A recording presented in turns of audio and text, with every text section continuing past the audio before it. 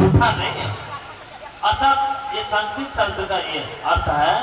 असत माने अव्यक्त, अव्यक्तत, जो हम आंख से नहीं देखते। जैसे इस फूल में जो बीज है उस बीज को हम नहीं देखते, जो बीजक शक्ति है उसको नहीं देख सकते। बीज को भी देख लेंगे लेकिन बीजक शक्ति को नहीं देखते हैं। वो बीजक शक्ति जो है वही अव्यक्त है और उसके अंदर में और कौन कारण है भीतर भीतर।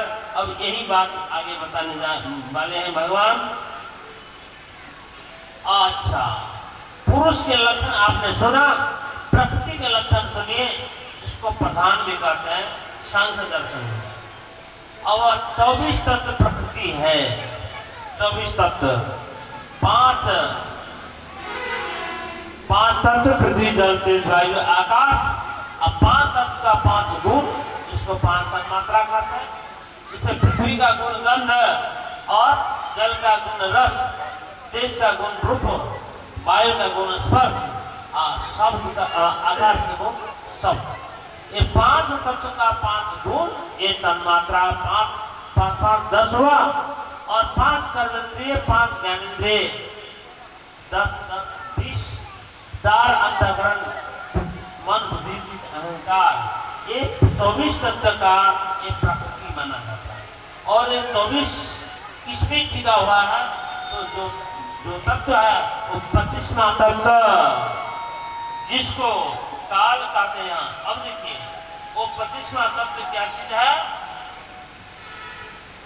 प्रत्येक गुण सम विशेष निर्विशेष से मानवी भगवान काल उपलक्षिता। शास्त्र में हम सब कुछ प्राप्त करते हैं। ये शास्त्र अनुसार वो ज्ञान हो तो ज्ञान प्रमाणिक माना जाता है। चेष्टा यथा स भगवान।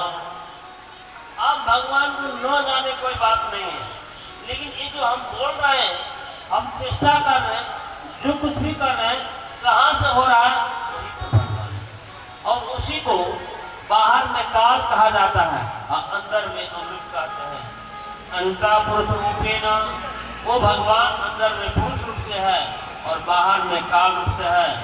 इस प्रकार प्रकृति पुरुष का विभाजन यहाँ पर बताए। अब आगे कहा जो पुरुषां प्रकृति ब्रह्मण्य विमुक्ति करे चित्त अन्योन्या पाश्रत्वात् नित्यत्वात् अनियोप्रभो यथा गन्धस्य भूमेश्च न भावो व्यतिरेक। बहुत गंभीर प्रश्न यहाँ पर कर रहे हैं। देखिए, कथा तो आप लोग YouTube में भी सुन लेंगे और जगह भी सुन लेंगे, इसीलिए मैंने इसका नाम रखा हूँ वेदमय नादमय। और नादमय वेदमय का अर्थ यहाँ पर तो पुराण में संपूर्ण वेद की बात यहाँ पर रखा गया और पुराण के माध्यम से हम वेद के ज्ञान को प्राप्त करते हैं।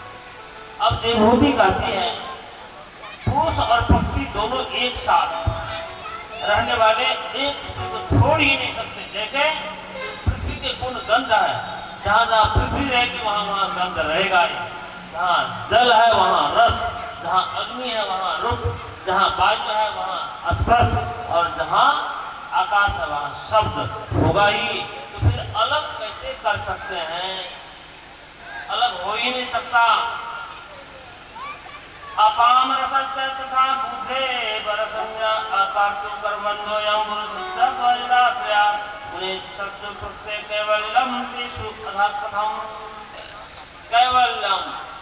अब देखिए यहाँ कैवल्य की बात आप सुन रहे हैं।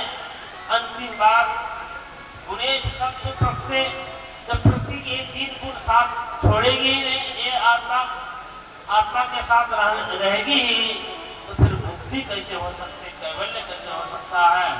इस विषय में हमें बताइए। तब भगवान फिर से आगे बताते हैं और इस विषय में बहुत से उपदेश करते हैं और इस विषय में वर्णन करते करते भक्ति की वर्णन करते हैं। और वो भक्ति 3 प्रकार के जो द्वैत भाव भक्ति और भक्ति वास्तव में 4 प्रकार की भक्ति है। और आप लोग ध्यान से सुनिए और अंगुली में भी गिन के रखिए ये भक्ति कितने प्रकार के है। तो एक बार आप लोग ध्यान से सुनेंगे।